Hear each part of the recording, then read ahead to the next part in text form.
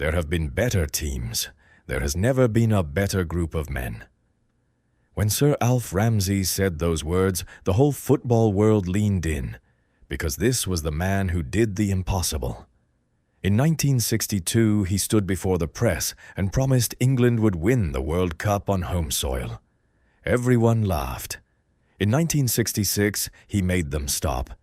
He was the taciturn genius behind the wingless wonders, the only manager ever to lift the trophy for England, knighted a year later for it. He commanded 11 years as national boss, saw off the greatest attackers on earth, and demanded total loyalty, receiving it in return. Now, looking back across that extraordinary career, Ramsey names the 5 players who mattered most to him. Some of these choices are exactly who you'd expect, but at least 2 of them will genuinely surprise you. Stay until the end. Number 5 broke his heart before it earned his respect. The first name is no shock at all, Bobby Moore. What surprises people is how completely Ramsey trusted him. He handed Moore the England captaincy at just 22, a boy leading men, and never once regretted it. Ramsey described him as my captain, my leader, my right-hand man. He was the spirit and the heartbeat of the team, a cool, calculating footballer I could trust with my life. The 2 met when Ramsey took the England job, and the manager instantly recognized something older than Moore's years. Teammate Nobby Styles said Moore carried himself like a man in his 30s, with an aura you simply looked up to. There was steel beneath the calm, too. When Moore once broke curfew abroad, Ramsey quietly had his captain's passport placed on his hotel bed, a silent warning that banishment awaited anyone who tested him twice. Moore never did it again. In his own hushed way, he adored the manager. Ramsey's verdict was absolute. He was the supreme professional, the best I ever worked with. Without him, England would never have won the World Cup. And that is precisely why Moore sits at number 1, the field general who made Ramsey's vision real. But the next name? Almost nobody saw it coming. Everyone assumed the second name would be a goal scorer, a superstar attacker. Instead, Ramsey chose Nobby Styles, the gap-toothed, hard-tackling terrier from Manchester. Why him? Because Styles did the invisible work that made everyone else shine. Ramsey conceived of him as having 2 vital tasks: to win the ball and give it to Bobby Charlton, and to shield the back 4. Here's the bombshell that reveals how deep that faith ran. After a very late tackle on France's Jacques Simon, the FA pressured Ramsey to drop Styles for the quarter-final, and Ramsey responded by threatening to resign if his choice of players was hampered in any way. The message to the Blazers was pure Ramsey: "You will not be choosing my team, now or ever." Styles repaid that loyalty spectacularly. In the semi-final, he wholly nullified the great Eusebio. And afterward, Ramsey, most unusually, singled him out for praise in the dressing room. Remarkably, Ramsey later said his World Cup winning side contained 4 world-class players, and that Styles was one of them.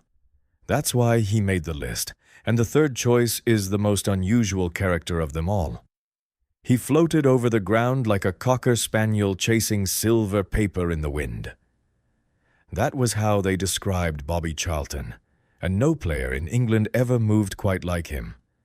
What made him special was impossible to coach: balance, two-footedness, and a shot that fired like a cannon with the precision of an Olympic champion. Here's the curious part. Ramsey had a jewel and had to build the whole team around protecting it.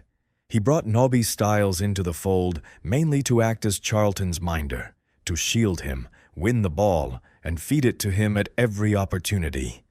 Ramsey's instruction to the squad became legend: when in doubt, give the ball to Bobby and let him develop the play.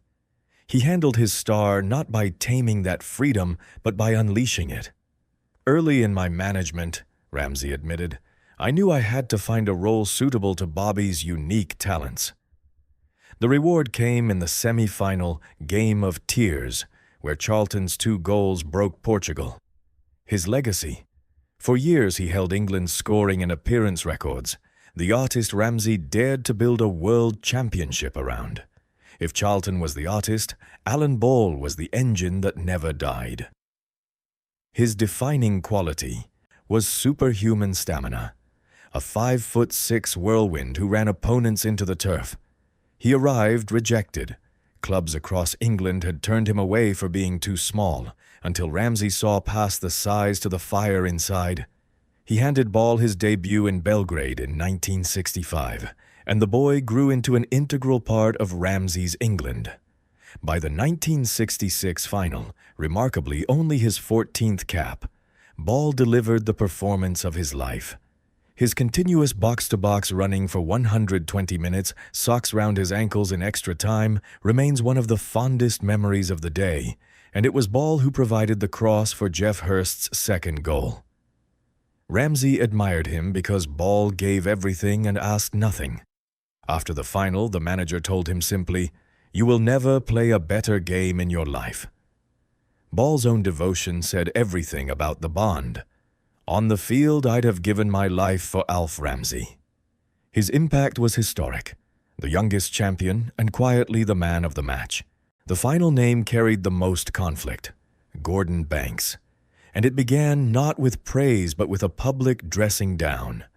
On only his second cap in 1963, Banks conceded from a long-range Brazilian free kick, the exact scenario Ramsey had coached against. And afterward, Ramsey calmly but pitilessly took him apart in front of the listening squad. The message was unmistakable. Nothing less than total effort, complete concentration, and absolute ambition would ever be good enough. A lesser keeper would have crumbled. Banks evolved instead, absorbing that ruthless standard until it became his own. Through the 1966 tournament, England's defense, anchored by his brilliance, did not concede a single goal until the semi-final penalty. That transformation earned him the ultimate honor. Ramsey counted Banks among the 4 world-class players in his winning side. The man who was publicly broken down became one of the greatest goalkeepers the game has ever seen, and the respect, so hard-won, was total. As Ramsey knew better than anyone, the players he pushed hardest were the ones who gave him everything. That is why Banks endures. So there they are. The 5 men Sir Alex Ramsey held above all others across his extraordinary career. Not the flashiest names in English football history, not always the ones the public would have chosen, but the 5 who mattered most to the quiet genius who did the impossible. Let's remember them one final time, because each earned his place in a completely different way. First, Bobby Moore, the captain Ramsey trusted with his life. A boy handed the armband at 22 who led like a man twice his age, cool and calculating, the heartbeat of everything England became. The supreme professional, the best I ever worked with. Without him, Ramsey said, England would never have won the World Cup. Second, Nobby Styles, the fighter Ramsey would have resigned to protect. The gap-toothed terrier who did the invisible work, who won the ball and shielded the greats, and who repaid his manager's loyalty by silencing Eusebio when it mattered most, the proof that Ramsey valued heart and sacrifice above reputation. Third, Bobby Charlton, the artist Ramsey dared to build an entire nation's dream around. The player who floated across the turf and struck the ball like a cannon, the one Ramsey told his squad to feed at every opportunity. Genius that couldn't be coached, only unleashed. And Ramsey was wise enough to unleash it. Fourth, Alan Ball, the engine who would have died for him on the pitch. Rejected by club after club for being too small, until Ramsey saw the fire nobody else did. The youngest champion of '66, running box to box for 120 minutes with his socks around his ankles, delivering the game of his life exactly when England needed it. And fifth, Gordon Banks, the keeper Ramsey publicly broke down, then watched rise to greatness. The man who conceded early absorbed a merciless lesson and turned that ruthless standard into the foundation of the finest goalkeeping the game had ever seen. Proof that the players Ramsey pushed hardest were the ones who gave him everything back.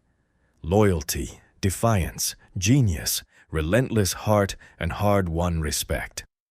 5 names, 5 completely different bonds, one impossible promise kept on a July afternoon in 1966. That was Ramsey's real gift. Not just tactics, not just discipline, but knowing exactly what each of these men needed to become the best version of himself. He built champions out of character. Now I want to hear from you. Of all 5, which choice surprised you the most? Was it the fighter he threatened to quit over? The keeper he tore apart before he trusted him? Drop your answer in the comments. I genuinely read every single one, and the best debates always start down there. If this video brought the boys of 66 back to life for you, do me a favor. Smash that like button so more people discover them, and hit subscribe so you never miss what's coming. Because next time, we're revealing the 5 players Sir Alf regretted leaving out, and one of those names will start a war in the comments. See you there.